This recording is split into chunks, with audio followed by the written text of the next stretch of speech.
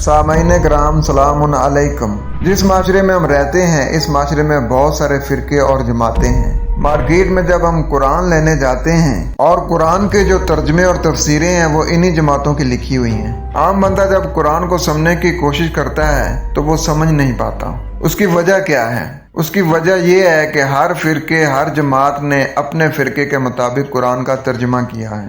لیکن آج میں آپ کو ایک اصول بتا رہا ہوں، یہ اپنے ذہن میں فٹ کر لیں۔ جب بھی آپ قرآن کو ترجمے کے ساتھ پڑھنے کی کوشش کرتے ہیں تو 4/82 آیت کو ضرور سامنے رکھیں۔ جب آپ اس آیت کو سامنے رکھ کے قرآن کا ترجمہ پڑھیں گے تو آپ کو پتہ چل جائے گا کہ ترجمہ لکھنے والے نے کس کس جگہ پر غلطی کی ہے۔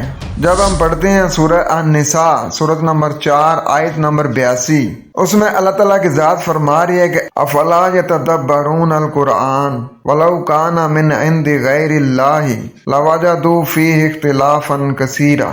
کیا یہ لوگ قرآن میں غور نہیں کرتے؟ اگر یہ اللہ تعالیٰ کے سوا کسی اور کی طرف سے ہوتا تو یقیناً اس میں بہت کچھ اختلاف پاتے۔